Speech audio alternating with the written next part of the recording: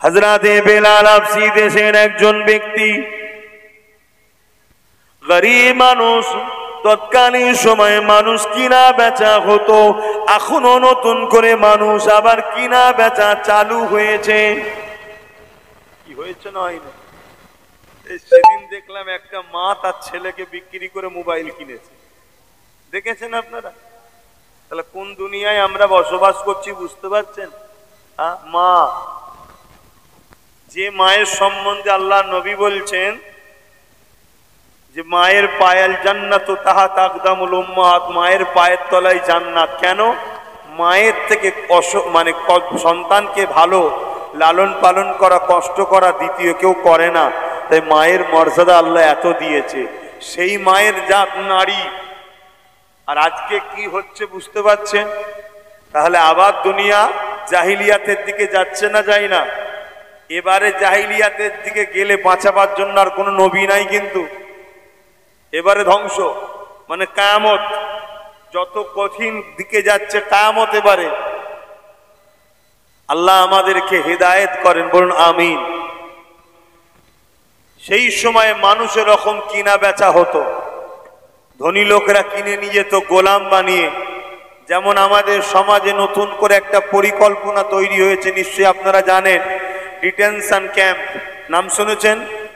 Detention camp তার মানে কি? ওই ক্যাম্পে মানুষকে নিয়ে গিয়ে বন্দি করা হবে, আর ধনী দল কোম্পানিরা ওই গরিবদের ঘরে নিয়ে যে লেবার হিসাবে কাজ করাবে, শুধু পেটের খাবারটুকু দেবে, আবার এই খাঁচার মধ্যে সে থাকবে। কথা শুনছেন? এটা জাহিলিয়াত যুগে ব্যাপকভাবে ছিল। আমার নবী পাক সাল্লাল্লাহু আলাইহি ওয়াসাল্লাম এগুলো সব বন্ধ করেছে। হযরতে বেলাল হুজুরকে তেমনি তৎকালীন সময় খরিদ করেছিল উমাইয়া। বিভিন্ন বাজারে বিক্রি হতে হতে, হাত ফারাক হতে হতে হতে মক্কার জমিনে এসে বিক্রি হয়ে যায়। এ যুবকেরা মক্কার বাজার থেকে হযরতে বেলাল হুজুরকে এমন করে উমাইয়া খরিদ করে নিয়ে যায়। উমাইয়া খরিদ করে নিয়ে যাবার পরে হযরতে বেলাল হুজুরের উপরে অনেক অমানবিক অত্যাচার করে, জুলুম করে, অত্যাচার করে, তিনাকে নানা দিক দিয়ে আঘাত দিতে থাকে। এ নওজওয়ান তরুণেরা, বাপেরা, 1 তারিখের কথা হযরতে বেলাল হুজুরের কানে আমার রাসূলুল্লাহর মেসেজটা চলে যায়, আমার নবী পাকের খবরটা পেয়ে যায়। তিনি গোপনে গোপনে গিয়ে আল্লাহ নবীর হাতে হাত দিয়ে ঈমানের কালেমা পড়ে মুসলমান হয়ে যায়। কেননা তিনি খবর পেয়েছিলেন মুহাম্মদ রাসূলুল্লাহ এসেছেন, যিনি গরিবের আশ্রয় দাতা, অসহায়কে সারা দেনেওয়ালা, খোদার্তদের খানা দেনেওয়ালা। এক কথায় জালিমের বিরুদ্ধে মুসলিমের পক্ষে মুহাম্মদ রাসূল এ আমার আজকে মুক্তির রাস্তায় এসেছে। এ আমার রাসূলুল্লাহ হাতে হাত দিয়ে ঈমানের কালেমা পড়ে নিলেন। এ যুবকেরা, তরুণেরা, বাপেরা, এই খবরটা উমাইয়ার কাছে চলে গেল। উমাইয়া হযরতে বেলাল হুজুরকে জিজ্ঞাসা করতে লাগলো, এ বেলাল, শুনেছি নাকি তুমি মুহাম্মদ রাসূলকে রাসূল জেনে তিনার হাতে হাত দিয়ে তিনার কথাকে তুমি মেনে নিয়েছো, লা ইলাহা ইল্লাল্লাহ মুহাম্মাদুর রাসূলুল্লাহ, এই কালেমা নাকি তুমি পড়ে নিয়েছো। হযরতে বেলাল হুজুর চিন্তা করতে লেগেছে, আমি যদি সত্য কথা বলি এ জালিম আমাকে মারবে, আমি যদি সত্য কথা বলি এ জালিম আমাকে অত্যাচার করবে। তখন অত্যাচারের সীমা চরম ছিল, মানুষগুলোকে মারতে মারতে মারতে কত করে দিত, যেটা আজকে আমরা সোশ্যাল মিডিয়াতেও দেখছি। মুসলমান বলে মারতে মারতে, কুপাতে কুপাতে খতম করে দিচ্ছে। হচ্ছে নয়? আজকে করছে কারা? ওই উমাইয়ার চালারা, আবু জেহেলেরই চালারা, যারা এক আল্লাহ মানতো না। কেউ উমাইয়া, আবু জেহেল এরা কি এক আল্লাহ মানতো নাকি? হ্যাঁ, এরা সন্ত্রাস ছিল, জালিম ছিল। আজকেও এরকম যারা কিছু জালিম বেরিয়েছে সমাজে, তারা মানুষের উপর এইভাবে অত্যাচার করছে। আর এদের ব্রেনকে ওয়াশ করেছে আজকের আবু জেল উদ্বারা, এদের ব্রেনকে ওয়াশ করেছে যে মুসলমানকে মেরে দিতে হয়, হত্যা করে দিতে হয়। যেমন আমরা ছোটবেলা থেকে আমরা জানি সবাই যে সাপ দেখলেই মারতে হয়। কি মারেন না? মারেন না? কেন মারেন? বিপদের সংকেত দেয়, ক্ষতি করবে।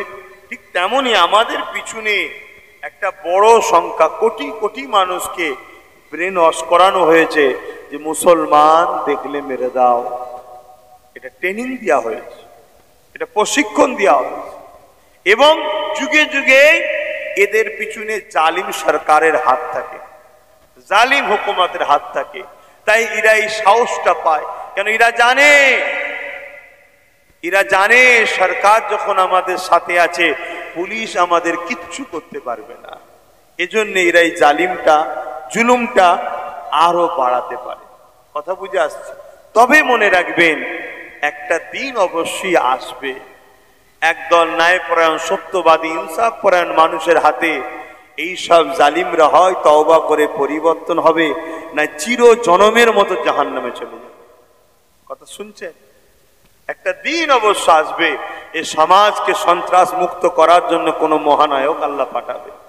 এই সমাজকে পরিবর্তন করার জন্য, অন্যায়ের হাত থেকে মানুষ জাতিকে বাঁচাবার জন্য অবশ্যই কিন্তু যুগে যুগে এরকম অন্যায় যখনই হয়েছে আল্লাহ পাক তার পক্ষ থেকে পাঠিয়েছে।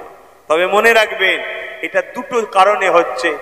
এক হলো মুমিনের ইমানের পরীক্ষা, আর মুনাফিকের জন্য শাস্তি। শাস্তি কয় শ্রেণীর লোক পায়? কথা বলো। দুই শ্রেণীর লোক পায়। এক শ্রেণী হলো অন্যায় করার জন্য পায়, আর এক শ্রেণীর লোক হলো অন্যায় দেখে চুপ থাকার জন্য শাস্তি পায়। কিয়ামতের দিনও জাহান্নামে যাবে দুই শ্রেণীর মানুষ। এক শ্রেণী অন্যায় করার জন্য জাহান্নামে যাবে, আর এক শ্রেণীর মানুষ অন্যায় দেখে চুপ থাকার জন্য জাহান্নামে যাবে। শুনছেন আমি কি বলছি? হ্যাঁ, আল্লাহ পাক কোরআনের মধ্যে জানিয়ে দিয়েছেন, কুনতুম খায়রা উম্মাতিন উখরিজাত লিন-নাসি তা'মুরুনা বিল মা'রুফ ওয়া তানহাউনা আনিল মুনকার।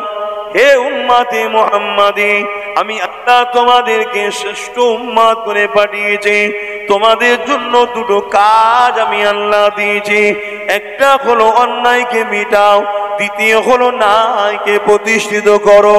অতএব আমাদের কাজ হলো অন্যায়কে মিটানো। এই অন্যায় দেখে চুপ থাকা, এটা আমাদের জন্য শাস্তির কারণ হবে। কেন? আল্লাহ আমাদেরকে কাজ দিয়েছে অন্যায়কে মিটানো। আমরা যদি আল্লাহর কাজ না করি, আল্লাহ অবশ্যই আমাদেরকে শাস্তি দেবে। এ যুবকেরা, তরুণীরা, বাপেরা, এবারে অন্যায় বিরোধী করতে গেলে আপনাকে জেলে যেতে হতে পারে। অন্যায় বিরোধী করতে গেলে আপনাকে শহীদ হতে পারে। আপনার অন্যায়ের বিরোধী করতে গেলে আপনার উপরে অনেক রকম জুলুম অত্যাচার নেমে আসতে পারে। এটাই তো আল্লাহ পাকের পরীক্ষা। বান্দারে, তুই আমার ভালোবাসার জন্য কি করতে পারবি বল? আমরা তো সবাই বলি আল্লাহ আপনার ভালোবাসায় জান দিয়ে দিতে পারবো। আমার আল্লাহ পাক তারই তো পরীক্ষা নিচ্ছে। তোরা যে আমার ভালোবাসায় জান দিতে পারবি বললি, তোরা এক হয়ে কেন গরিবের পাশে দাঁড়ালি না? মজলুমের পাশে দাঁড়ালি না? এতিমের পাশে দাঁড়ালি না? বিধবার পাশে দাঁড়ালি না? মজলুমের পাশে দাঁড়ালি না? কেন তোরা জালিমের বিরুদ্ধে কথা বললি না? জালিমকে কেন রুখলি না? এ যুবকেরা, তরুণীরা, বাপেরা, শুধু মুখে দাবি করলে হবে না। এই আল্লাহ পাক আমাদেরকে পরীক্ষা নেবে। ওই পরীক্ষা হলো একটা, অন্যায়কে মিটিয়ে আল্লাহর জমিনে নাই প্রতিষ্ঠিত করো।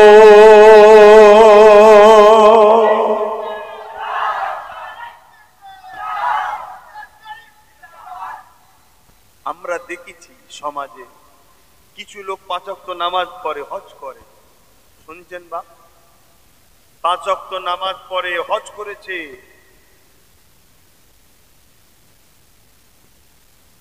দাড়ি টুপি সব আল্লাহ করে ঠিক আছে।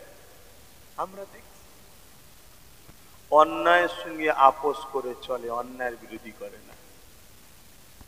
অন্যায়ের সঙ্গে উপরন্ত সাথ দেয়, অন্যায়কে নিয়ে চলে।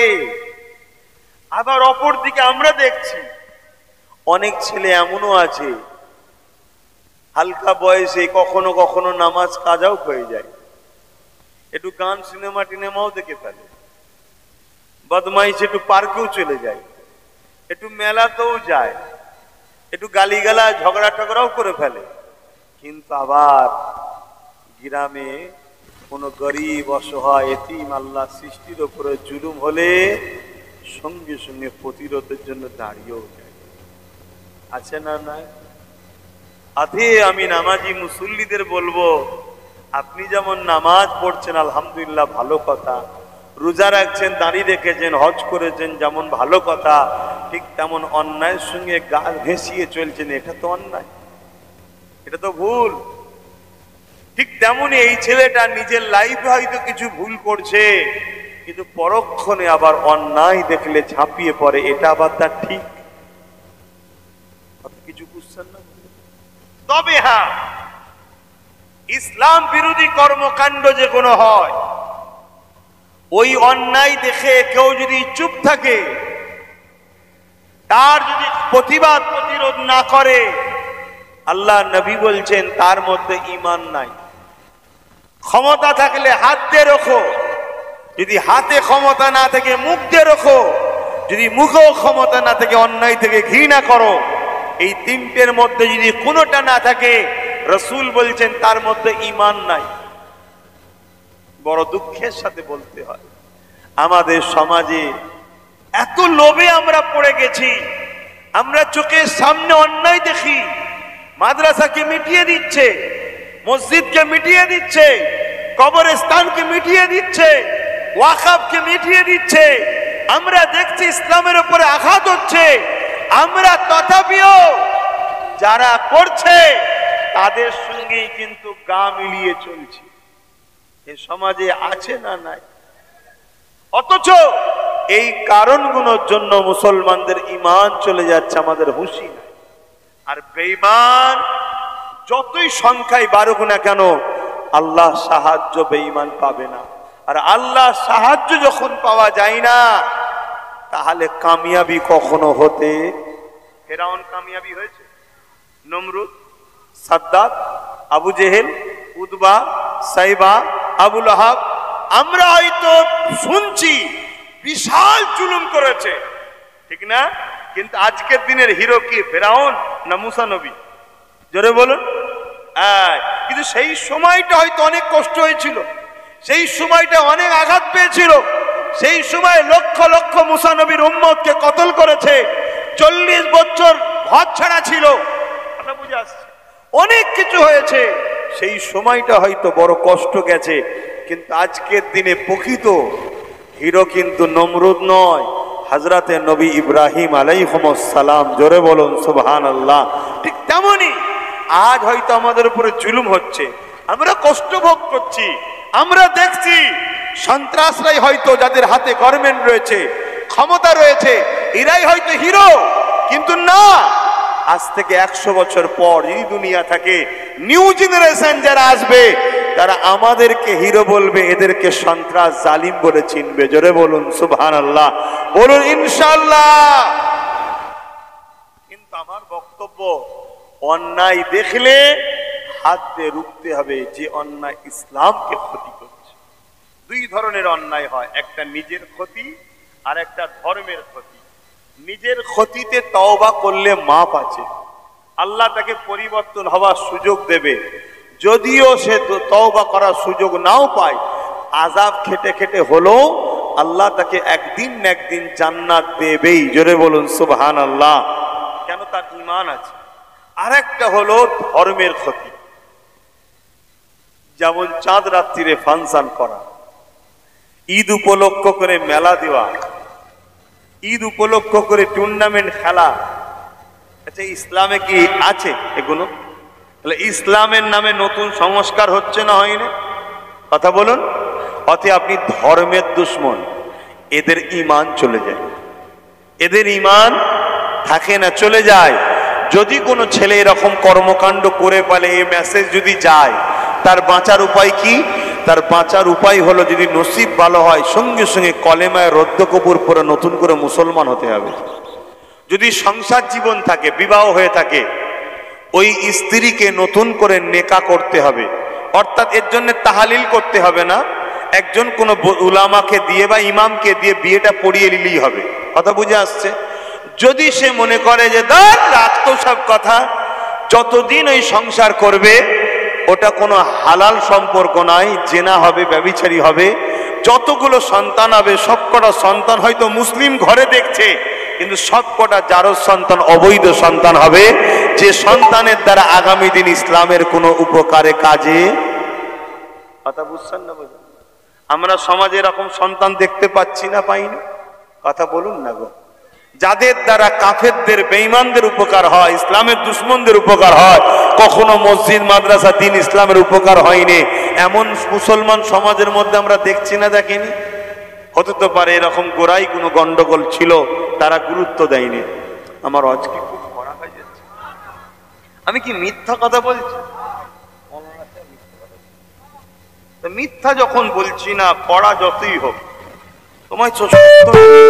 Rupees 139 received on phone pay. সত্য কথা একটু কড়া হয়। যদি আমি কড়া কথা না বলি, আমাদের এই ছেলেগুলো খারাপ হয়ে যাবে। এই ছেলেগুলো হালকা বয়সে সিনেমা দেখছে, ফাংশনে গেছে, যাত্রায় গেছে, মেলায় গেছে, বদমাইশি করছে। এদের পরিবর্তনের রাস্তা আছে। আর যদি চাঁদ রাত উপলক্ষ করে ফাংশন দেয়, ইমান হারা, বেঈমান কাফের হয়ে যাবে। কিছু কথা বুঝাতে পারছি? তাহলে একটা হলো পাপী আর একটা হলো ইসলামের দুশমন। ইসলামের দুশমনকে আল্লাহ হিদায়েত দেয় না, ও বুঝতেই পারবে না, ও ভাবে আমি ঠিকই আছি, ঠিকই আছি। বাপেরা, নওজোয়ান তরুণেরা, এ নবী পাকে প্রেমিকেরা, আজ আমরা ইসলামের নামে, ইসলামের ক্ষতিরা আমরা নিজেরাই করতেছি। এই জন্যই তো আল্লাহ সালিম হুকুমতকে বসিয়ে দিয়ে আমাদেরকে আল্লাহ টাইট করতে লেগেছে। এ নওজওয়ানেরা, আমার নবী পাকের প্রেমিকেরা, আমরা ইমানদার দাবি করি, আমরা মুসলমান দাবি করি, আমরা ইসলামের অনুসারী দাবি করি। আমাদের হাতে ইসলাম বড় আক্রান্ত হচ্ছে। মুসলমানের ঘরে ছেলেরা বিবাহ করছে, গান ফাংশন থিয়েটার লাগিয়ে। এটা ইসলামের কোন জায়গায় পেয়ে? এটা তো ইসলামে জায়েজ নয়, হারাম। তাহলে তুমি এটাকে কেন অ্যাকসেপ্ট করেছো? না, এটাকে আমার বড় ভালো লেগেছে। এটা যখন ভালো লেগেছে, যাদের কালচার তুমি তাদের হয়ে যাও, আমাদের কোনো আপত্তি আছে? কেন আপত্তি থাকবে? কোনো আপত্তি নাই। কিন্তু তুমি দাবি করছো ইসলামের, তুমি দাবি করছো মুসলমান, আর তোমার কালচার ইসলামের দুশমনের। তোমাকে দেখিয়েই তো একদল গদি মিডিয়া সমাজের বুকে আমাদেরকে কি বলছে? কঠোর মোল্লা, ওরা বোঝে না, হ্যান ত্যান করছে না, করে না? হ্যাঁ, তা তুমি তোমারটা করো না, আমাকে আমারটা করতে দাও। ধর্ম কারো বাপের কথাই চলে না। এটা অন্য কোনো ধর্ম হতে পারে, অন্য কোনো ধর্ম চলতে পারে, আমার জানা নাই। কিন্তু মনে রাখবে, ইসলাম কোনো মোল্লা মলিশা, পীর পীরজাদা, মুফতি কারো কথাতে চলবে না। ইসলাম চলবে কালামুল্লাহ আর হাবিবুল্লাহ। জোরে বলুন সুবহানাল্লাহ। মানতে পারি না আলাদা কথা, নত হয়ে থাকো, ইসলামের ক্ষতি মেনে নেওয়া যাবে। আজকে বড় দুঃখ, বড় দুঃখ। 2023 থেকে বলছি, চারিদিকে এই কি বলে 10 বছর আগে থেকে বলছি, চারিদিকে আমাদের অখাপকে লুটা হচ্ছে। এ সমাজেরই একটা বড় অংশ, এবং খারাপ লিলেও কিছু করার নেই। সুরাতে সকলে আলেম উলামাও রয়েছে, আমার বিরোধী করে আসছে না, আসে না? আজকে সেই অকাপ কেন্দ্র সরকার আইন করে দখল করে নিচ্ছে, আইন করে। তোমার কেস চলছে সুপ্রিম কোর্টে, সব ঠিক আছে, কেস চলছে সুপ্রিম কোর্টে, সব ঠিক আছে, করো কেস। কিন্তু তুমি জানো, তোমার চোখের আড়ালে হাজার হাজার মসজিদ মাদ্রাসা অলরেডি ভেঙে দিয়া, অলরেডি ভেঙে প্লেন করে দেওয়া হয়েছে। কবরস্থানকে পুরো বোলডোজার দিয়ে কবর টবর প্লেন করে সমান করে দেওয়া হয়েছে। আরে তোমার আইন তো তুমি আমি মানি, আইন তো তুমি আমি মানি। যারা দেশের সংবিধানের বিরুদ্ধে আইন তৈরি করে তারা কি সুপ্রিম কোর্ট মানে? তুমি আমি কেসের জন্য বসে আছি, ঠিক আছে, এটা দেশপ্রেমিকের একটা বৈশিষ্ট্য এবং ভালো মানুষের লক্ষ্যও বটে, কিন্তু আমি বলতে চাইছি এটা যদি 10 বছর আগে থেকে চিল্লাচ্ছি আমাদের বাপ ভাবা দরকার ছিল।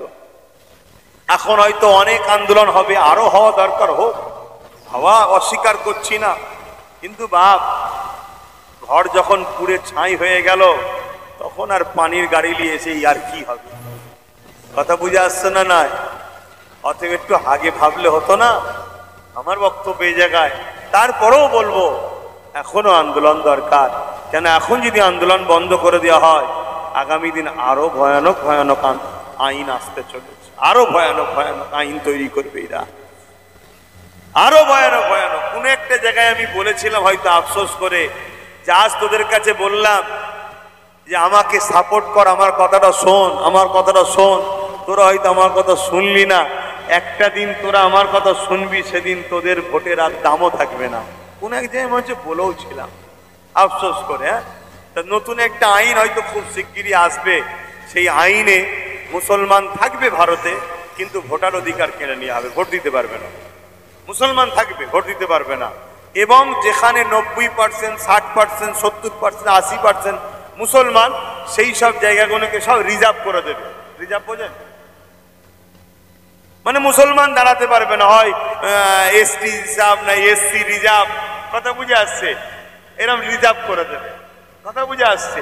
আর যেগুলো একেবারে নাচারে কিছু কিছু জায়গায় এক চান্সে তো সব করবে না, পারবে না, সেগুলোকে দেখবেন ওবিসি মহিলা করে দেবে। তার মানে কি মুসলিম যদিও দাঁড়ায়, মহিলা দাঁড় করা কেন? মুসলিম মহিলা ছোটবেলা থেকে সে মুসলিম ইসলামের কালচারে তৈরি, সে অন্যদের মতো পুরু ঝাঁপিয়ে, যেটা বুঝতে পারছেন তো নাকি, জুলুমের উপরে পড়তে পারবে না। অতএব দাও এগুলো। তাহলে কিভাবে আমাদেরকে শেষ করা চক্রান্ত চলছে, কিন্তু আমাদের কোনো খেয়ালই নেই। আমাদের কি খেয়াল, আর কি বলবো, আর কিছু বলারও নেই। আমি অনেক কিছু চিন্তা ভাবনা করে বাপ অনেক দিন ধরেই চিৎকার চেঁচামেচি করছি, কিন্তু দুঃখের বিষয় এ জাতির একটা বড় অংশ গাদ্দারি করেছে, গাদ্দারি করেছে। তবে মায়ুস হয়েও না, আল্লাহ আছে, আল্লাহর উপরে ভরসা করো, চেষ্টা করো, এখনো সময় আছে, সময় এখনো তো আল্লাহ রেখেছে, চেষ্টা করো। তবে যদি কারো ভুলও হয়ে থাকে আল্লাহ তাকে ভুল বুঝার তৌফিক দিক, ফিরে আসার তৌফিক দিক। বলুন আল্লাহুম্মা আমিন, আরো জোরে বলুন আল্লাহুম্মা আমিন। কেন আপনি যেদিকে আমাকে অঙ্ক শোনান, আমি দুটো জিনিস বুঝি বাপ, দুটো জিনিস বুঝি। লোহা না হলে লোহা কাটা যায় না, লোহা না হলে লোহা কাটা যায় না। অতএব রাজ ক্ষমতা যখন কোনো আইন তৈরি করে তার প্রতিরোধ করার জন্য রাজ ক্ষমতা ছাড়া করা যায় না। আমরা হয়তো সবাই মনে করতে পারি কেন আমাদের রাজ ক্ষমতা তো আমাদের দিদি রয়েছে, আমাদের দিদি তো অলরেডি কি বলে দীঘাতে 3 দিন গোশ মাছ খাওয়া সব ব্যান্ড লাগিয়ে দিয়েছে, জানেন তো নাকি? হ্যাঁ, মানে কি ইশারায় চলছে বুঝতে পারছেন না? সব ইশারাটা কোথাকার হচ্ছে বুঝতে পারছেন তো নাকি? আরে সব রসুনের মাথাগুলো আলাদা, পিছনগুলো দেখবেন সব এক জায়গাতেই থাকে। এদের সবার লক্ষ্য হলো ইসলামকে মিটাও। যদি রাজ্য সরকারের ইসলাম মিটাবার চিন্তা ভাবনা না থাকতো তাহলে 2024-এ যাও গুগলে সার্চ করো, 2024-এ মাদ্রাসা বোর্ড থেকে কোরআনকে তুলে দিয়েছে, দেখো, সার্চ করো না। শুনছেন তো নাকি?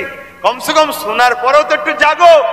হ্যাঁ, 2025-এ কেন্দ্র সরকার আইন করছে কি, ওয়াকাফ বিলের ওয়াকাফ কমিটির মধ্যে অমুসলিম থাকবে। 2025-এ আইন করছে কি ওয়াকাফ কমিটির মধ্যে অমুসলিম থাকবে। আর 2024-এ চুপি চুপি রাজ্য সরকার ওয়াকাফ কমিটির মধ্যে 2টো অমুসলিম ঢুকিয়ে দিয়েছে। শুনছেন তো? তাহলে বুঝতে পারছেন? হ্যাঁ, ইসলাম এজন্যই বলেছিল, বা আমিও শুনিয়েছি, প্রকাশ্য দুশ্মনের থেকে বন্ধু সুরাতে দুশ্মন হলো ভয়ঙ্কর বেশি। কেন্দ্রে যে সরকার আছে, প্রত্যেকটা বাচ্চাকে জিজ্ঞেস করো যে কেন্দ্রে যে সরকার আছে, সরকার ইসলামের বন্ধু না দুশ্মন? প্রত্যেকটা বাচ্চা বলবে ইসলামের দুশ্মন। বলবে না? বলবে না? জোরে বলুন। কিন্তু সবাই আমরা জানি রাজ্য সরকার আমাদের বন্ধু দরদি, তাই তো নাকি? এজন্যই তো বললো দিল্লি চলে যাও আন্দোলন করতে, দিল্লি যাও। বন্ধু বলেই তো বলেছে, কত ভালোবাসে আমাদের ঘরে, এজন্য বললো দিল্লি যাও। এজন্য রসুল বললেন আমার ভয় হয় আমার উম্মতকে মুনাফিকরা ধ্বংস না করে দেয়। ও হচ্ছে প্রকাশ্য দুশ্মন, এ হচ্ছে মুনাফিক। কে মুনাফিক? আবার মুনাফিক বললে অনেক আলেম ওলামাকে জিজ্ঞেস করবে, হ্যাঁ আমাকে মুনাফিক বললো আব্বাস সিদ্দিকী, মুনাফিক মানে কি রা? আবার আমাদের মৌলী সাহেবরা শিখাবে মুনাফিক মানে এই বলে, এই বলে। কথা বুঝে আসছে তো নাকি? কালকে আমার নামে আবার হয়তো একটু কিছু হতেও পারে, হোক যাক, আমি ভুল কিছু বলছি ভাই। মুনাফিক কাকে বলে? মুখে এক দিলে এক, কথাই কথাই মিথ্যা। এগুলো তো মুনাফিকের নমুনা। কি এক কথা বলছে না তো? হ্যাঁ মুনাফিক। আর আল্লাহ রসুল বললেন মুনাফিক হলো সব থেকে বড় ভয়ঙ্কর। প্রকাশ্য দুশ্মন যত শক্তিশালী হোক, আল্লাহর উপরে ভরসা রেখে আগালে বিজয় অবশ্যই হয়েছে, আগামীতেও হবে। জোরে বলুন সুবহানাল্লাহ। ইতিহাসের পাতা সাক্ষী দেয় হযরত সালাউদ্দিন আইবি হুজুরের নাম আমরা সবাই শুনেছি।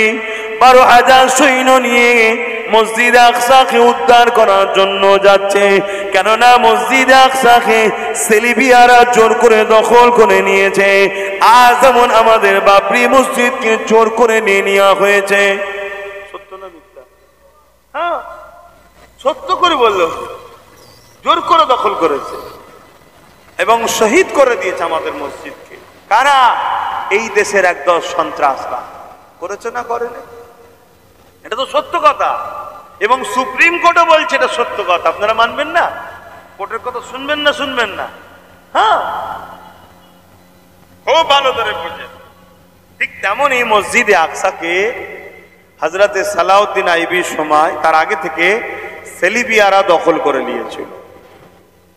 হযরতে সালাউদ্দিন আইবি বড় হলেন, 12,000 সৈন্য নিয়ে মসজিদ আকসাকে উদ্ধার করার জন্য এগিয়ে গেল। হে নওজওয়ানেরা, তরুণেরা, বাপেরা, সালাউদ্দিন আইবি মসজিদ আকসা থেকে বেশ কিছুটা দূরে একটা জায়গায় তাঁবু তৈরি করলেন।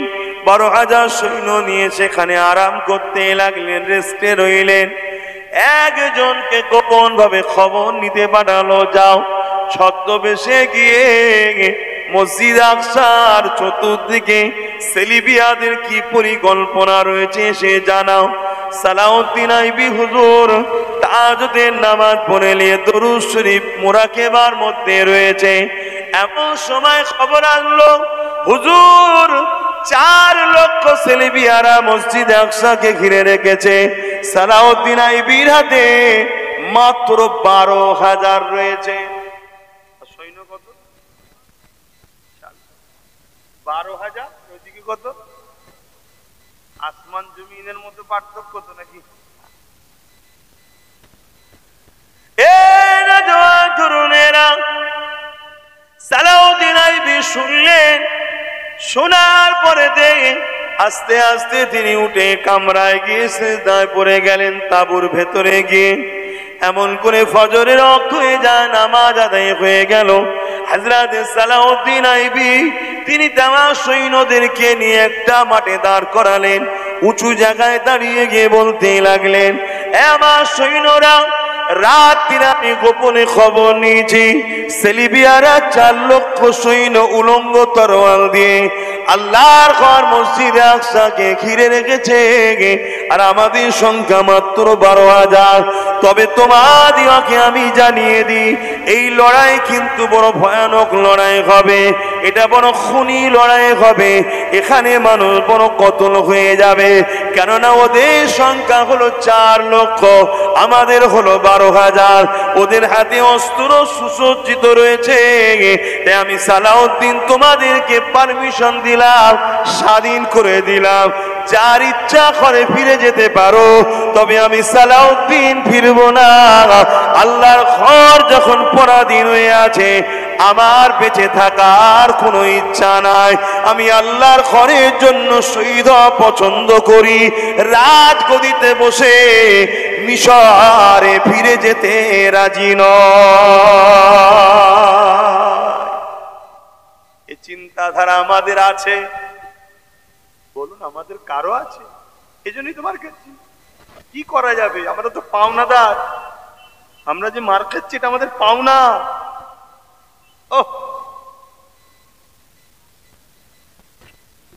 ভাববেন ভাই, ভাববেন। আমিও পারতাম কারোর সঙ্গে সেটিং করে দালালি করে না কোটি কোটি টাকার মালিক হয়ে যেতে পারতাম, কিন্তু আল্লাহর কাছে মুখ দেখাতে হবে। আমি আপনাদেরও বলছি, 1000, 2000, 5000, 10,000 সব সেটিং হওয়া, বিক্রি হওয়া, আল্লাহর কাছে মুখ দেখাতে হবে। মনে রাখবেন, একটা বেঈমান, একটা চিটিংবাজ, একটা ধোঁকাবাজ ইসলামের দুশমন ডাকলে সেখানে গিয়ে তোমরা ভিড় করে তাদের হ্যাঁ হ্যাঁ বলো, তাদের নাই না বলো।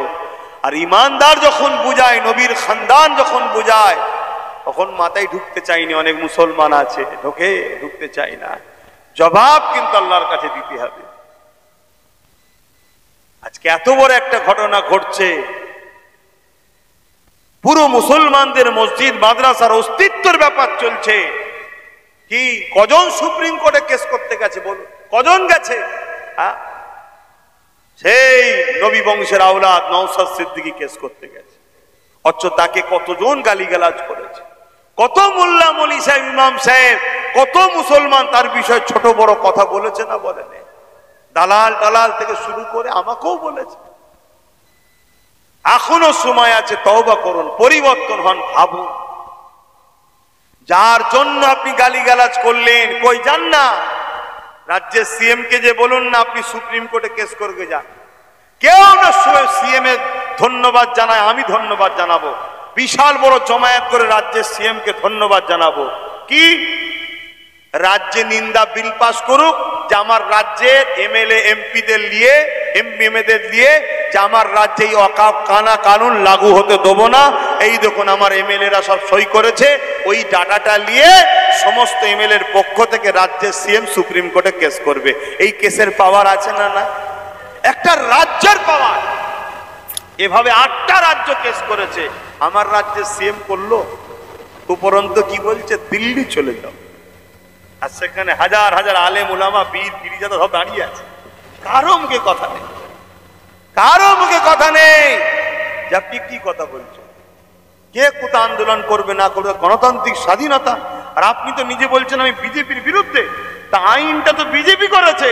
তাহলে এই রাজ্যে যত আন্দোলন হবে তত বিজেপির বিরুদ্ধে মানুষকে জাগানো হবে, ঠিক না বেটি? তাহলে আপনি আন্দোলন করতে দিচ্ছেন না কেন? না, ওপর থেকে ফোন এসে গেছে, যদি আন্দোলন করিস তাহলে ইডি সিবিআই পাঠাবো। শুনছেন? হাতে সামলা। তাই তো ভাঙরের নিরীহ হাজার হাজার ছেলের নামে কেস দিল, মারলো। কেন? কি অপরাধ করেছে ছেলেগুলো?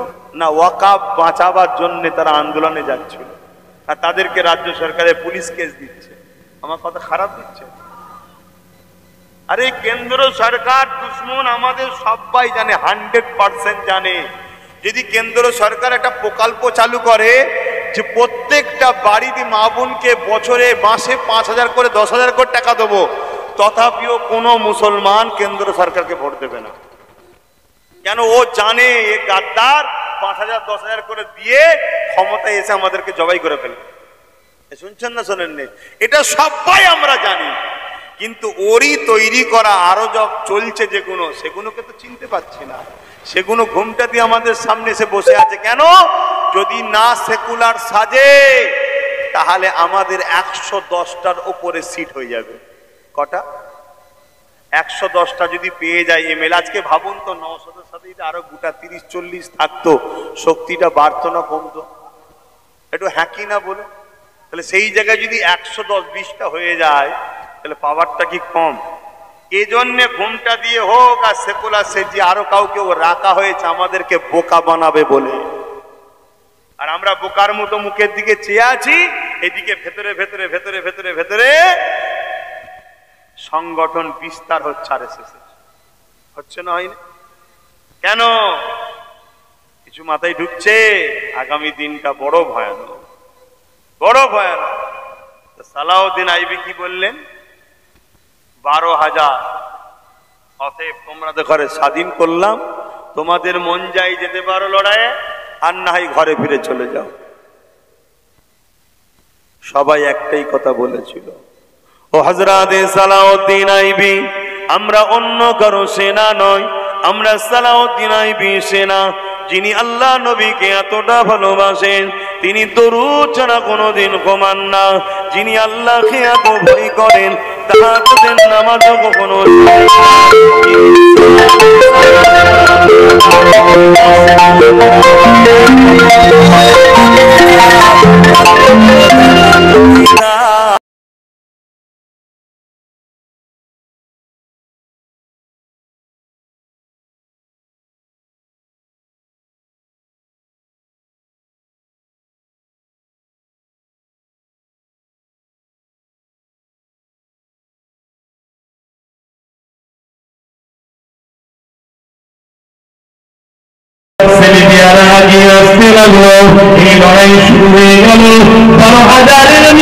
ইনকামটা নারীর, এই টাকাটা যদি হারাম হয়, এজন্য মা তুমি দোষী, তুমি দোষী।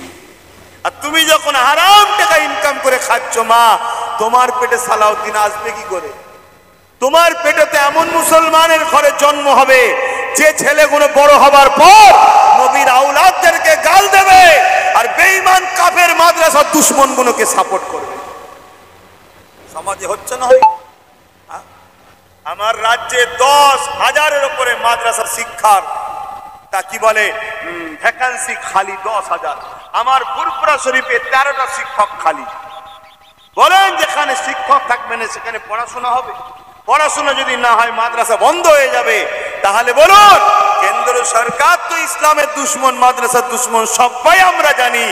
ইনি যে ঘুমটা দিয়ে মাদ্রাসা শিক্ষকগুলো তুলে দিয়ে মাদ্রাসাকে মিটাচ্ছে, এটা কবে জানবেন?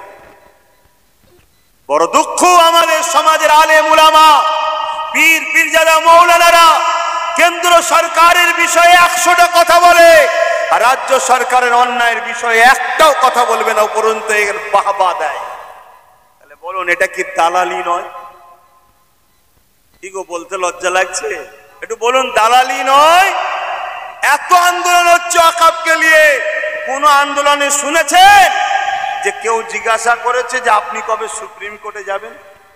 কেউ জিজ্ঞাসা করেছে 3টে এমপি কেন ভোট দিল না, 2টো এমপি রাজ্য সরকারের কেন ভোট পচালো? কথা শুনছেন না শোনেন? এখানেই তো 5টা চলে গেল।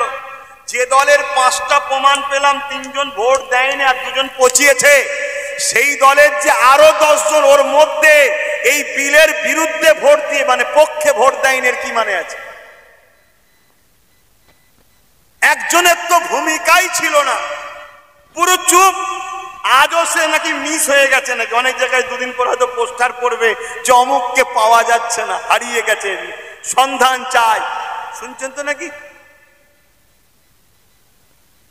ও বাবা, আবার বলাতে নোটিশ পাঠিয়ে দিয়েছে আবার, জানেন তো নাকি? হ্যাঁ, হায় হায়, কবে জাত বুঝবেন, কবে কম বুঝবেন, কবে বুঝবেন? হ্যাঁ, এখনো সময় আছে, এখনো সময় আছে। এই শিয়ালের কাছে কুমিরের বাচ্চা পুষতে দেওয়ার গল্প জানেন তো নাকি? আমার কওমে সেটা হয়েছে, আমার কওমে সেটা হয়েছে। আর এর পিছনে একটাই কারণ, আমি জানি না আমার কথা আপনারা বেজার হচ্ছেন নাকি, পানিতে ফেঁসে গেলেন নাকি? যে চারিদিকে পানি হচ্ছে, পালাতেও পাচ্ছিনি, এরকম মনে হচ্ছে নাকি? তাহলে বলুন, নর্মাল করে দিচ্ছি আমি। আমি তো আল্লাহ আল্লাহ করছি পানি কখন বন্ধ হবে, কেন টাইম তো হু করে চলে যাচ্ছে, পানি না বন্ধ হলে আমি বা যাবো কি করে? কথা বুঝছেন? ভুল বুঝবেন না। এর জন্যই কওমের এই ক্ষতি, কওমের এই ধোঁকা, কওমের এই জায়গায় পৌঁছানোর পিছনে অনেকেরই দোষ আছে। তবে সব থেকে ভয়ানক ও সব থেকে বড় দোষী কারা জানেন?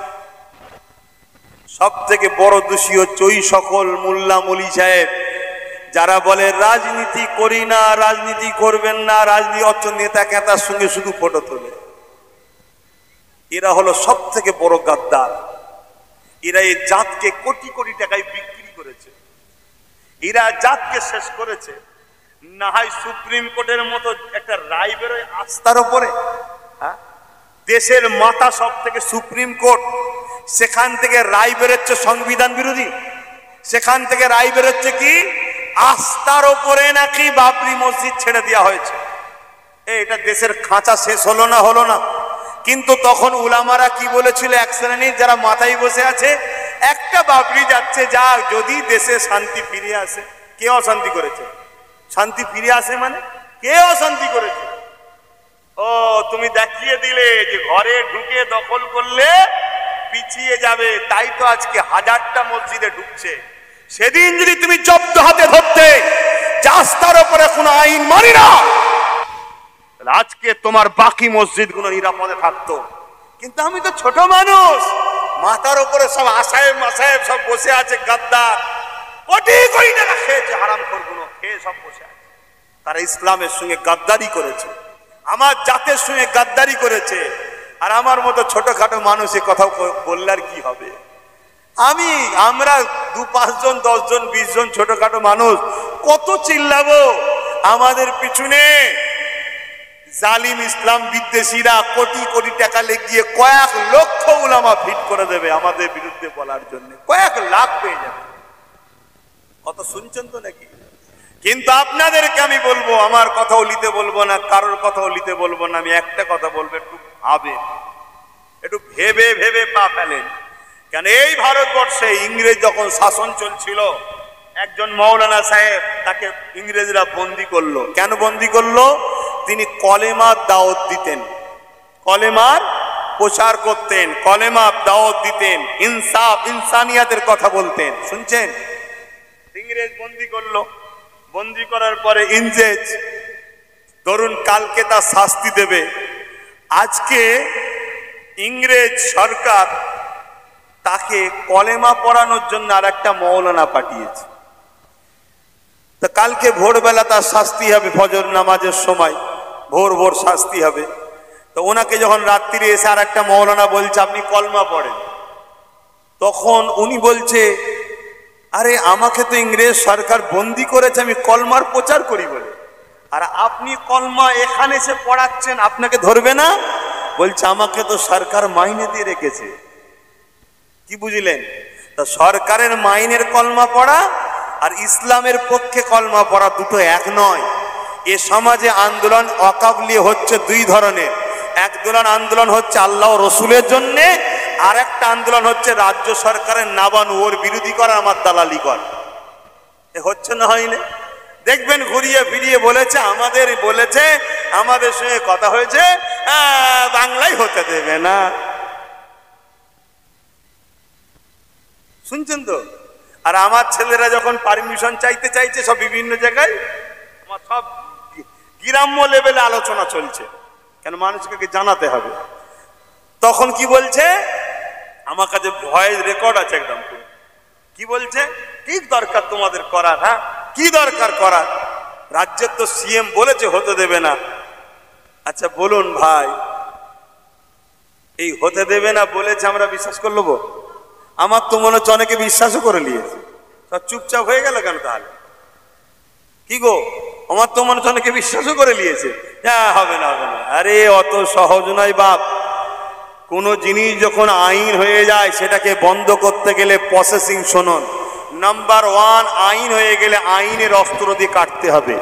লোকসভা, বিধানসভা, রাজ্যসভায় বিল পাস হয়েছে, এর থেকে ওপর হলো সুপ্রিম কোর্ট। সুপ্রিম কোর্টে তোমাকে আইনে লড়াই লড়তে হবে। এবারে বলুন, সুপ্রিম কোর্টে যদি 8টা রাজ্যের জায়গায় যদি আরো 2-5টা রাজ্য কেস বাড়াতো, তাহলে সুপ্রিম কোর্ট একটু হলো আরো ভাবতো না? তাহলে প্রত্যেকটা রাজ্যের পক্ষ থেকে কেস করা দরকার। দ্বিতীয় নম্বর কথা, 1, 2, 3, 5টা এমপি, 1, 2, 3, 5টা এমএলএ কেস করা, আর হাজার এমএলএ এমপি কেস করা, 1-200 এমএলএ এমপি কেস করা, ক্ষমতা বাড়তো না কমতো? বাড়তো। এরপরও শুনুন, আমরা সবাই যদি যারা একটু মাথায় আছে, একটু মাথায় দায়িত্বে আছে, বড় বড় পদে যারা আছে, সমস্ত মুসলিম উলামারা যদি বড় বড় যারা পদে আছে তারাও যদি কেস করতো, তাহলে পাওয়ারটা বাড়তো না কমতো? তাহলে এই আইন যেটা হয়ে যায় ওটাকে রুকার রাস্তা কি? আইনের অস্ত্র দিয়ে কাটা। তাই সুপ্রিম কোর্টে আরো বাড়ানো দরকার। দ্বিতীয় নম্বর, যত আন্দোলন বাড়বে এর প্রভাব কিন্তু কোর্টে একটা পড়ে। কোর্ট কি পড়ে? কোর্ট সেটাকে আরো যাচাই বাছাই করে। কথা বুঝে আসছে না? নাই যে কেন মানুষ এত আন্দোলন করছে, কি সমস্যা হয়েছে এখানে, কথা বুঝে আসছে? তখন কোর্ট আরো ভাববে যে না, এত লোকের উপরে জুলুম করা হচ্ছে। কি জুলুম? যে ওয়াকাফ যে আইন তৈরি হয়েছে, এই আইনটা সংবিধানের বিরুদ্ধে। ওয়াকাফ যে আইনটা তৈরি হয়েছে, এই আইনটা মুসলমানদের অধিকারকে হরণ করেছে। ওয়াকাফ যে আইনটা তৈরি করেছে, এই আইনটা মুসলমানদের ধর্মের উপরে আঘাত দিয়েছে। কথা বুঝে আসছে না? নাই কে 5 বছর প্র্যাকটিসিং মুসলমান, এটা জানার জন্য জেলা শাসকের কি অধিকার আছে? জেলা শাসক কি বোঝে? সে কি বোঝে? সে মুসলমান অমুসলমানের কি বোঝে? কিন্তু তার হাতে পাওয়ার দিয়ে দেওয়া হয়েছে। দুর্ভাগ্য আমাদের দুর্ভাগ্য, আর এর জন্য দোষী আমরাই। তাহলে এইভাবে আমার ধর্মের উপরে এটা আঘাত দেওয়া হয়েছে। তাহলে সেই জায়গায় আন্দোলন তো করতে হবে, কিন্তু মনে রাখবেন আইনকে কাটতে গেলে আইনের অস্ত্র দিয়ে কাটতে হয়। দ্বিতীয় নম্বর কি? দ্বিতীয় নম্বর কথা হলো, যে ক্ষমতায় তারা আইন তৈরি করেছে, কি ক্ষমতা? রাজ ক্ষমতা, সংখ্যা গরিষ্ঠতা দেখিয়ে তারা পাওয়ারে এসছে। তাহলে আমাদেরও উচিত এখন থেকে চেষ্টা করা, আরো যত সেকুলার দল আছে যারা বলছে আমরা মানি না, বলছে না, বলে না, সেই সব সেকুলার দলেদেরকে এক নিয়ে আমাদেরকে রাজ ক্ষমতায় যেতে হবে। আলেম উলামাদের আগিয়ে আসতে হবে। একদিন না একদিন সংখ্যা গরিষ্ঠতা হওয়ার পর এরা যেমন সংখ্যা গরিষ্ঠতা দেখিয়ে আইন করেছে, আমরাও আইন করব। এই আইনকে বাতিল করে পুনরায় পুরাতন আইনে আমরা ফিরে যাব। এটা হলো দ্বিতীয় নম্বর।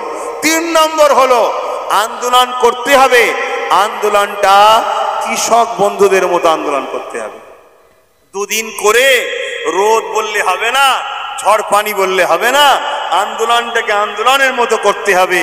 কৃষকরা আন্দোলন করেছিল, লাখ লাখ কৃষক এক জায়গায় বসেছে। আমরা তো আরো বেশি, আমাদের কোটি কোটি মানুষ, প্রত্যেকটা বিজেপি ছাড়া যত অন্য রাজ্য সেকুলার রাজ্য আছে, যারা বলে সেকুলার, সেই সব রাজ্যে সবাইকে আন্দোলন করতে হবে। সবাই আন্দোলনে নেবে, সবাইকে রাজ্য সরকারকে সাথ দিতে হবে। কেন? কৃষকদের পিছনে পাঞ্জাব সরকারের সাথ ছিল। আপনারা শুনছেন তো, অসুবিধা হচ্ছে? কৃষক আন্দোলন কামিয়াবি হয়েছে কেন? তার পিছনে পাঞ্জাব সরকারের সাথ ছিল।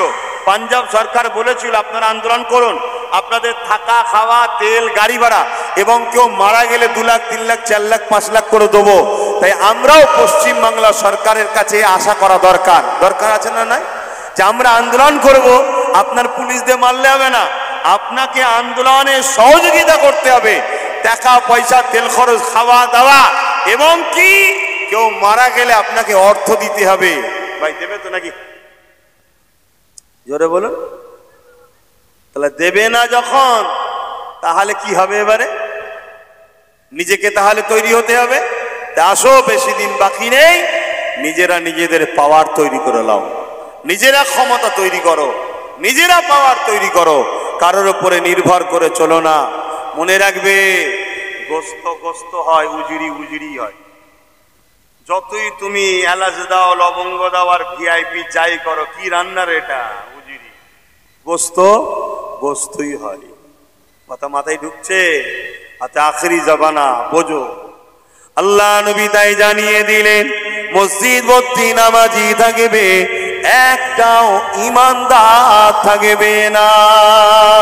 কেননা মুসলমান সূরাতে সকলে হয়ে যাবে, ইমান থাকবে না।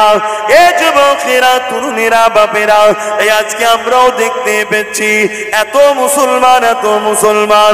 2011 নাকি বলেছিল 33%, এখন তো 40% হয়ে যাবার কথা। কিন্তু এত মুসলমান থাকার পরও কাজে কই রয়েছে? কেননা সূরাতে সকলে মুসলমান। অরিজিনাল যে ধর্মের ওপরে দরদ, অরিজিনাল যে দ্বীনের ওপরে দরদ, অরিজিনাল যে ইনসাফ, ইনসানিয়াত, মানবতার ওপরে যে দরদ, সেই দরদটা আমাদের কোথায়? এই জন্যই তো আল্লাহ সালিমকে মাথাতে বসিয়ে দিয়েছে।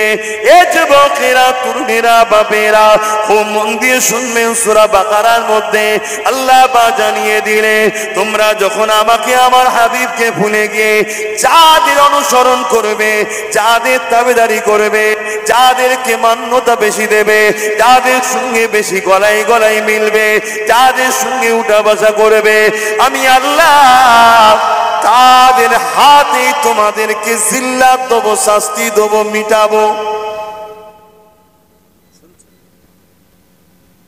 বলুন, গাছের পাতা খোদার বিনা হুকুম ছাড়া লড়ে? মাহফিলে হঠাৎ করে ঝড় এলো, পানি এলো, আবার ঝড়ও চলে গেল, পানি চলে গেল, এটা কার হুকুম? তাহলে সবকিছু যখন আল্লাহর হুকুমে হয়, গাছের পাতাটাও লড়ে আল্লাহর হুকুমে, ভারতবর্ষের প্রধানমন্ত্রী কে হবে আল্লাহর হুকুম ছাড়া হয়? তাহলে প্রধানমন্ত্রীকে কে বসিয়েছে? সাহস করে বলতে পারছেন না? ফেরাউনকে কে বানিয়েছে?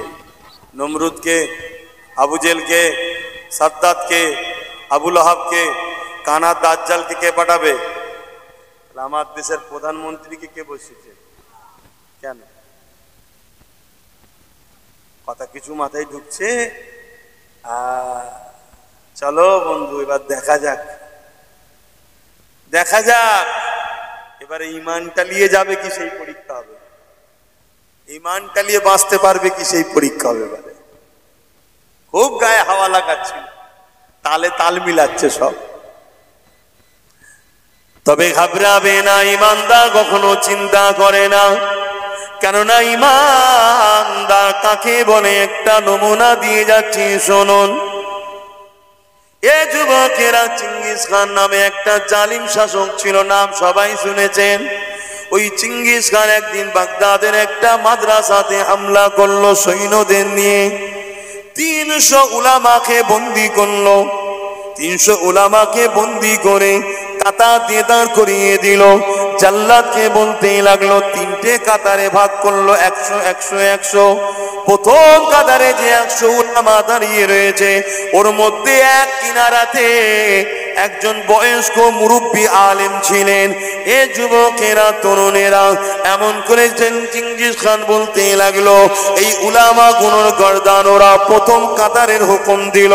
জাল্লাদ গিয়ে সে ধারালো অস্ত্র দিয়ে একটার পর একটা আলেমের গলা কাটতে লেগেছে। শুনে রেখে দাও, জুলুম আজকে নতুন নয়। শুনছেন তো? ইংরেজ শুধু 50 60 70 হাজার উলামাকে দিল্লিতে মেরেছে এই দেশ স্বাধীন করার জন্য। উলামারা দেশের জন্য লড়াই করেছে। 60 70 হাজার শুধু দিল্লির বুকে উলামা হাফেজে কোরআনদেরকে ইংরেজ কতল করেছে। আর আজকে সেই দেশে ইংরেজদেরই রেখে যাওয়া, সেটা সাদা চামড়া, এটা কালো চামড়া, একই রাস্তায় যাচ্ছে। বিভাজন করো, বিভাজন করো। তারাও আজকে সেই মুসলমানদের ওপরেই জুলুম করছে, ঠিক না বেটি? কিন্তু একটু উল্টো হয়ে গেল। সেদিন উলামারা দেশের জন্য লড়াই করেছে, আর আজকের বেশিরভাগটা দালালি করছে জালিমদের। আমি সবাই দালালি করছে বলবো না, কি গো কষ্ট হলো নাকি?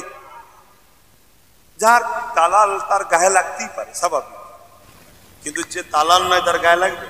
সে তো বলবে আমায় বলেনি, আমি তো দেশপ্রেমিক। তার নিয়ে তোমার বলার প্রয়োজনও নাই। কেন? যে দালাল নয় তাকে দালাল বললে, একটা উলামার বিষয়ে কথা বললে, আল উলামা ইহনাতুল কুফরুন, আলেম উলামাদের ইহনাত করলে কুফরি হয়। এটা উলামাকে আমি যদি ইহনাত করি, কুফরি ফতোয়া হবে আমার, জানো? কথা শুনছেন? কিন্তু দালালি হচ্ছে না হয়নি? সত্যি করে বলুন বাপজানরা, হচ্ছে না হয়নি? ওহ, মানুষ চেনা বড় মুশকিল। কিছুদিন আগে একজন মুসলিম নেতা দেখলাম না, যে বলল আমার কাছে ধর্ম আগে দল পড়ে। গতকালকে দেখছি উনি আবার দেখেছেন তো নাকি, একটু দেখেছেন হ্যাঁ কি না বলেন না, এসব সাজানো রে বাবা। এদের দ্বারাই বলবে 30% গর্দান কেড়ে উড়িয়ে দেবো, পুরো মুসলিম সমাজ পেছে যাবে। একটা দুটো রাখা আছে মুসলমান, কেন ওরাও জানে ইসলাম কখনো হিংসা দাঙ্গাকে পছন্দ করে না। তাই আমাদের লোককে ইসলাম সেচিয়ে রাখ, অতএব ও বলবে সমাজ বিরোধী কথা, ওকে দেখিয়ে পুরো মুসলমানকে জুলুম করব। যেমন এই যে পায়েলগাঁওতে হামলা করলো, কারা হামলা করলো? যারা হামলা করেছে তাদের সঙ্গে এমনও তো হতে পারে আজকে যারা বাঙালি নামে মুসলমানদের ঘরে টার্গেট করে করে পুরো দেশে কাজ কারবার থেকে উচ্ছেদ করছে না, করে না? এমনও তো হতে পারে তাদেরই লোক হামলা করেছে। তোরা মুসলমান সেজে ওখানে হামলা কর, পুরো দেশের মুসলমানকে আমরা জুলুম করব। এই সেটিং থাকতে পারে না? পারে না কেন? মিলছে তো বাপ। হাই হাই, এভাবে যদি লক্ষ লক্ষ উলামা সবাই কথা বলতো তাহলে সমাজে আরো উপকার হতো, তাই তো নাকি? আল্লাহ আমাদেরকে হিদায়েত করেন, আরো বলার তৌফিক দেন, বলুন আল্লাহুম্মা আমিন। তো চিঙ্গিস খান কি বললো? একটার পর একটা গর্দান ওড়াও। চোখের সামনে একটার পর একটা আলেমের গর্দান উঠছে, দুটুকরো হয়ে যাচ্ছে, রক্ত বেরোচ্ছে, জমিনে পড়ে যাচ্ছে উলামারা। ওই যে প্রথম কাতারে যে উলামা ছিলেন, বুজুর্গ বয়স্ক আলেমে দ্বীন, তিনি প্রথম কাতার থেকে দ্বিতীয় কাতারে চলে গেলেন। চিঙ্গিস খান দেখলো, কিছু বলল না। আবার চিঙ্গিস খান বলল, দ্বিতীয় কাতারের আলেমদের গর্দানগুলো ওরাও।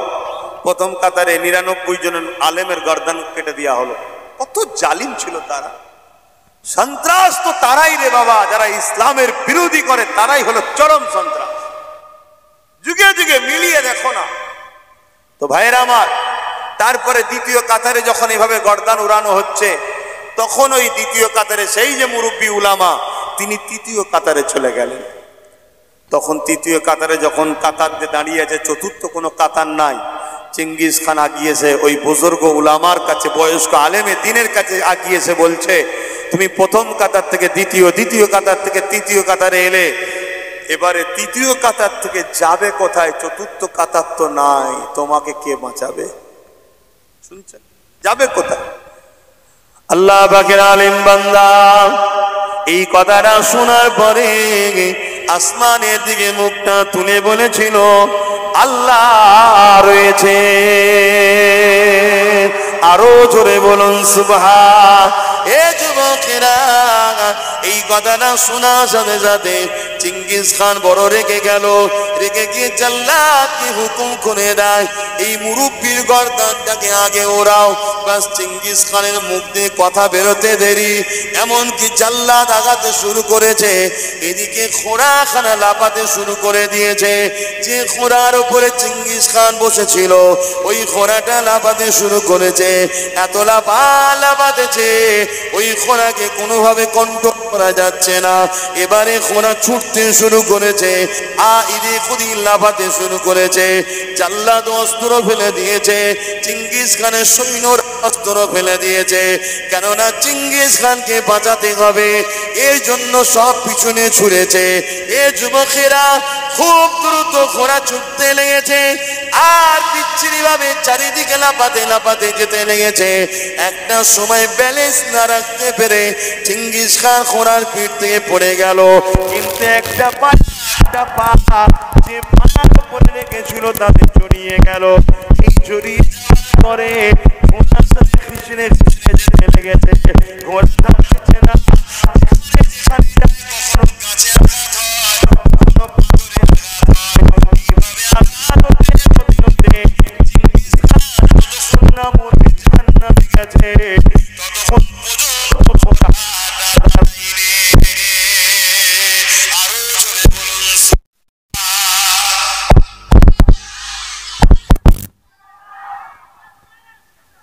আল্লাহ যুগে যুগে জালিমদের এইভাবে শাস্তি দিয়েছে, তাদের নিশানাকে আল্লাহ। কিন্তু আল্লাহ আছে বলার মতো লোকটাও তো দরকার।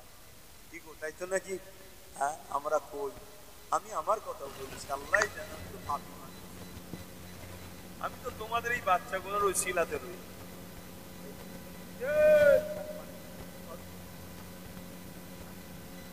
এই গুণের ওই শিলাতে আমি তো পাপী মানুষ, গুনাহগার। কিন্তু আল্লাহর রহমতের উপরে ভরসা রাখি, লা তাকনাতু মির রাহমাতিল্লাহ, আল্লাহর রহমতের উপরে ভরসা রাখি। তো ভাইজান আমার, বাপজান আমার, আল্লাহর উপরে ভরসা করুন, হক কথা বলুন, ন্যায়ের পক্ষে দাঁড়ান। যেদিন ছিল না আলাদা কথা এদিক ওদিক করেছেন, আজ যখন তোমার নবীর বংশধরের পক্ষ থেকে একজন আওয়াজ দিয়েছে, আসো, গরিবের চোখের পানি মুছতে হবে, সমাজকে দুর্নীতি থেকে বাঁচাতে হবে। মনে রাখবে, তুমি যদি উম্মতে মুহাম্মাদি হও, তোমার ইমানি দায়িত্ব হচ্ছে তার পাশে সাথ দিবা। দায়িত্ব আছে না? নাই, এটা তোমার দায়িত্ব। কে কি করছে আমার দেখার দরকার নাই। প্রত্যেকটা মুসলমান মুহাম্মদ রসুল ছাড়া এক কদম ফেলতে পারে না, গুটাতেও পারে না। অতএব ছিল না আলাদা কথা, যদি কুদিক যা খুশি আমরা করেছি। কিন্তু আজ যখন একজন ইমানদার কোরাইশ বংশের বাচ্চা আমাদেরকে ডাকছে, তার সাথ দেওয়া দরকার আছে। এবং আমরা চোখের সামনে দেখছি, বাকি সবাই আমাদের সঙ্গে প্রতারণা করেছে, ধোঁকা দিয়েছে, আমাদেরকে জিল্লাত দিয়েছে, আমাদেরকে যা বলেছে সম্পূর্ণ ঠক দিয়েছে, মিথ্যা কথা বলেছে। 2011 রাজ্য সরকার বলেছিল, আমি ক্ষমতায় আসলে ওয়াকফ উদ্ধার করে দেবো। ওয়াকফ উদ্ধার করে দিচ্ছে। আজও ৭৫,০০০ বিঘে জমি আমার বাংলায় রাজ্য সরকারের আমলা চামলা বা বেদখল হয়ে এদিক ওদিক ভোগ দখল করে বসে আছে। তোমাদের এই পাশে পীর আব্বাস আলী গোরাচাঁদ হুজুরের 900 বিঘে জায়গা, তার মধ্যে থেকে মাত্র 3 বিঘেও নয়, 92 শতক জায়গা শুধুমাত্র এখন রয়েছে। বাকি সব জায়গা রাজ্য সরকারের সাহেব মাসাহেবরা সব দখল করে রেখে দিয়েছে। এটা কি অন্যায় নয়? কথা বলেন, এটা কি অন্যায় নয়? চুচুড়ার মাদ্রাসা রাজ্য সরকার তালা মেরে দিয়েছিল ওয়াকফ সম্পদ দখল করবে বলে। সে লড়াই করে আল্লাহ পাকের রহমত উদ্ধার হয়েছে। এই যে তালা মারা, এটা কি অন্যায় নয়? এই রকম কলকাতার বুকে 60 থেকে 70টা মসজিদ এখনো বেদখল হয়ে পড়ে আছে, যেখানে মাফ করবেন, বড় দুঃখ লাগছে, সত্য কথা বলছি, কুকুর সোর পর্যন্ত ঘুরছে। আল্লাহ আমাদেরকে ছেড়ে দেবে? হ্যাঁ, এজন্য জালিমকে বসিয়েছে, জালিমকে বসিয়েছে।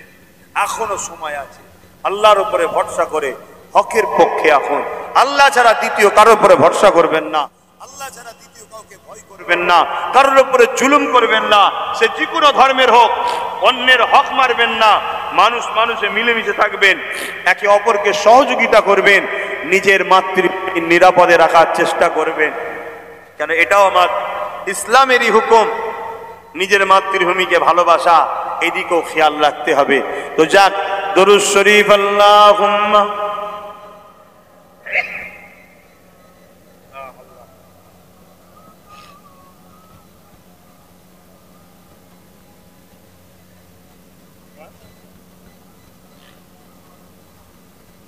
সময় তো সংক্ষেপের দিকে, নামাজ হবে, আবার নামাজ বাদ আবার মাহফিল হবে ইনশাআল্লাহ, তাই তো নাকি?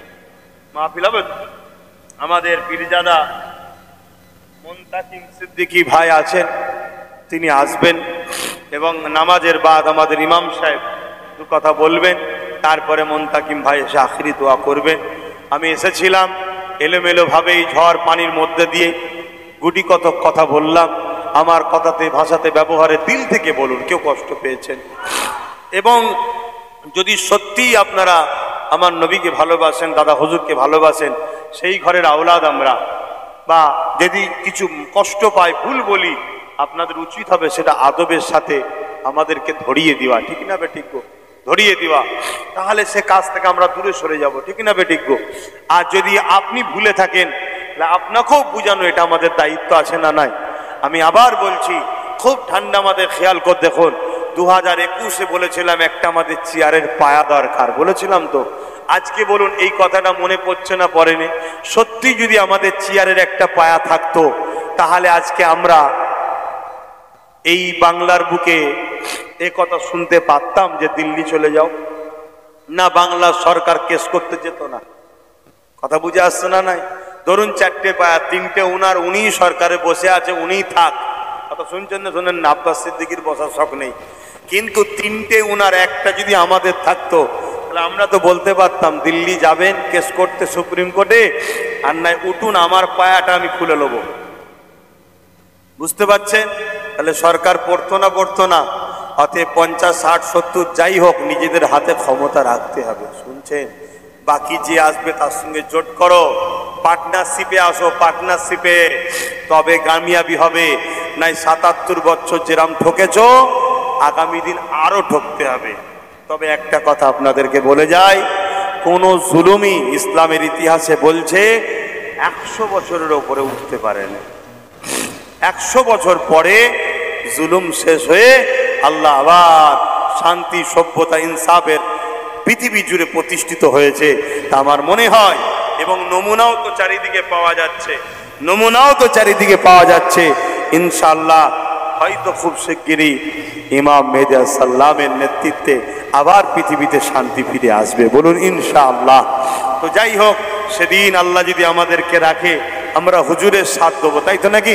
জোরে বলুন, দেন তো নাকি? কিন্তু আমার তো ডাউট হয় ওই সকল মুসলমানকে দেখে যারা আজকে সামান্য 500,000 টাকার ভিক্ষায় নবীর খানদানের বিরোধী করেছে, সেদিনও কানা দাজ্জাল সোনা দানা দেবে। অতএব সেই ভিক্ষায় ইমাম মেহেদী সাল্লামের বিরোধী করবে না? কথা মাথায় ঢুকছে? আজকে যারা আহলে রসুলদের বিরোধী করছে, মনে রাখবে যদি এরা সেই সময়ে থাকতো ইমাম হোসাইন হুজুরের সময়, এরাও এজিদের সাথ দিত, হোসাইনের সাথ দিত না। কেন এজিদের সাথ দিয়েছিল যেসব মুসলমান, জানেন তারা কারা? জানেন? বলবেন তো কি না? 3000 হাফেজে কোরআন ছিল। কত? 3000। 7000 মাওলানা ছিল, 3000 মুফতি ছিল। এজিদ বাহিনীর মধ্যে 22,000-এর মধ্যে ছিল। কেন? তাদেরকে পদ দেওয়া হয়েছিল, টাকা দেওয়া হয়েছিল, ভাতা দেওয়া হয়েছিল, ভাতা, যে ভাষা আপনারা বুঝবেন। তাহলে সেদিনও 13,000 হাফেজ আলেম মুফতি ইমাম হোসাইনের বিরুদ্ধে অস্ত্র ধরে হুজুরকে শহীদ করেছে। তাহলে আজকেরও সেই রকম দিন চলবে না? কিন্তু আপনাদেরকে বাঁচাবার জন্য হোসাইন হুজুরের গোলাম আমি হক কথা বলে যাচ্ছি, নেবেন কি নেবেন না আপনাদের ব্যাপার। তবে আমার দুশ্মন বাড়ছে না কমছে? কি হবে? আমার দুশ্মন বাড়ছে না কমছে রে? কশিরা বলবি তো, বাড়ছে না কমছে? তা আমার পাশে আছিস তো? ঠিক করে বল, তোরা তিনজন বল, আছিস তো নাকি? হাত তুলে বল, আছিস তো? না বিরিয়ানি দিলে পালাবি? একটু কচিগুনোর সাথে একটু আনন্দ করলাম, খারাপ নিলেন? আসেন ইয়া নবী।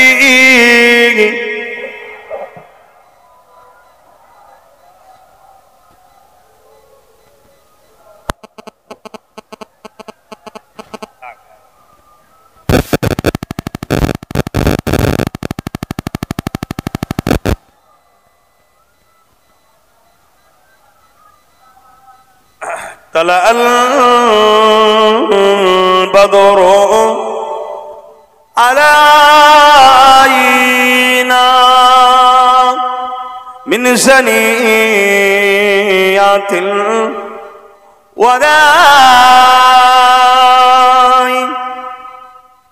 وجب الشكر علينا ما دعا لله أهداي يا نبي سلام يا رسول يا حبيب سلام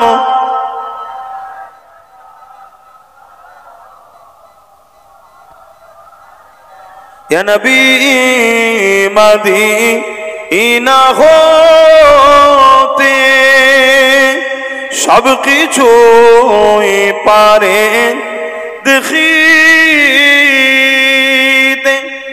মোদের লাশ কবরে রাখিলে লইবেন আপন অনুকরে নবী সালাম ইয়া রাসূল ইয়া হাবিব সালাম সালামাতুল্লাহ। সকলে আগে বসুন। বালাগাল উলা বিকামালিহি কাসাবাত দুজা বিজামালিহি হাসানাত জামিউ সালিহি সাল্লু আলাইহি ওয়া আলিহি আল্লাহুম্মা সাল্লি আলা।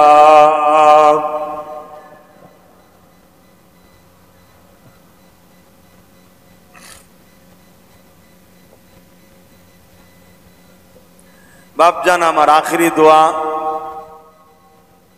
ফুরফুরা দরবার শরীফ থেকে